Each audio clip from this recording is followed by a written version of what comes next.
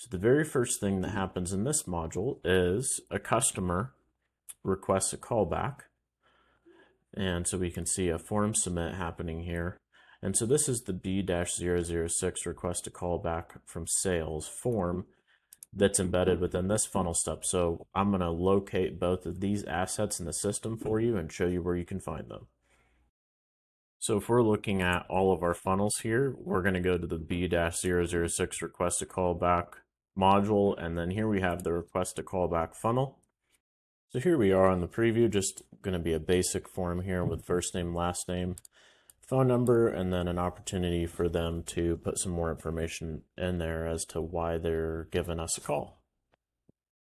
So if we look back at the Miro board here, we can see that once the funnel step is viewed, the form is submitted, then we're looking at the B-006-WF-1.1 workflow that begins, which is the contact requested a callback to make an attempt. And so let's go ahead and open that workflow. So here we are in the 1.1 workflow, and we can see that we're checking to make sure that they haven't already been through this.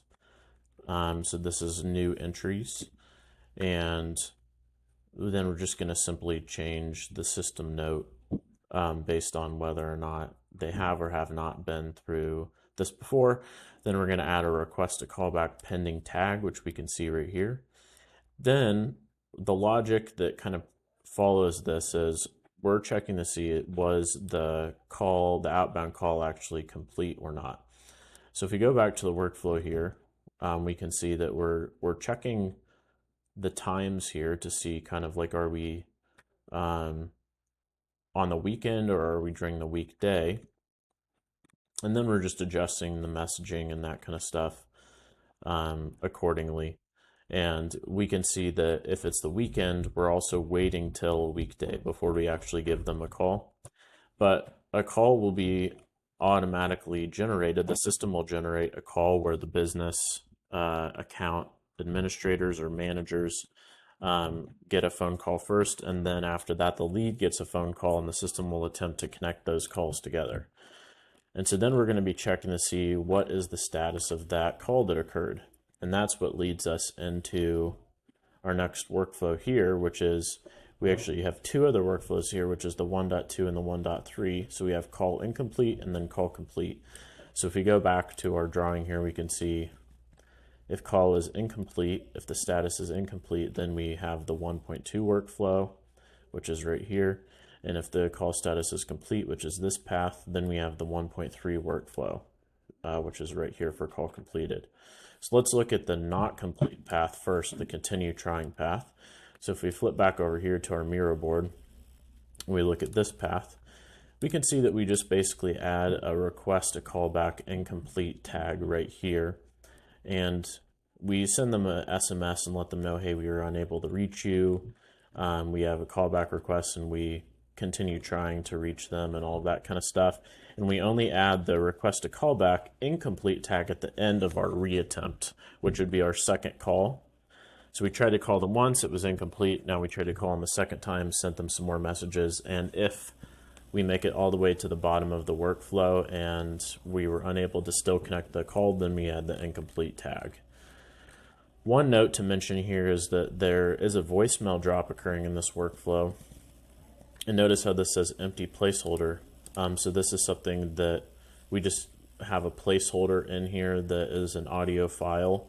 And this is not an audio file that you would actually want to use as your voicemail drop. So make sure that you get in here and add an MP3 file containing an actual voicemail that you want to use. And if you've never done voicemail drops before, this should be like a generic message that isn't calling anybody out by name or anything like that, because obviously this voicemail drop will be used generically for anybody that we were unable to reach on our first attempt. And that's going to be it for our not complete path after the tag's added. That's aggregated later in the router, which we will look at. So now let's look at our complete path. So this will trigger our 1.3 workflow. So let's go back and we'll look at our 1.3 workflow, which is going to be call completed right here. And call complete we have a couple triggers here, which is call status is complete inside of the 1.1 workflow. And then we also have call status is complete in the 1.2 workflow because, again, we're continuing to try to call them another time in the 1.2 workflow. And so if the call status is complete in any of those two workflows, then we're going to add the call status, the request to callback complete tag, and send them a little SMS that says, thanks for requesting call on our website. We hope you're able to speak with our team and get your questions answered. And those are all templates. Everything here is templates, so you can adjust the messaging in templates if you would like, relatively easy.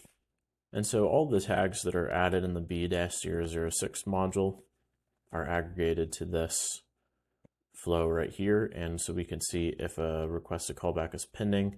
We're just going to do some tag cleanup, make sure that the incomplete tag is not there. We're going to remove that. Make sure the complete tag isn't there. We're going to remove that. If a request to callback is incomplete, it's no longer pending, so we're going to remove the pending, and then we're also going to remove the complete. So this takes into consideration the fact that someone might go through this flow more than once. Same thing with complete. If it's complete, we're removing pending and incomplete, and then also removing other workflows that they might be in when the call was complete. So just as a reminder with the tag routers, if you want to integrate this with an existing system or you have a pipeline that you would like to use, a really easy place to do that integration is here inside of the tag router, because you can just add your pipeline stages here. All of the primary actions that are occurring inside of the workflows are tagged and added to the router to make it really easy for you to integrate with your existing systems.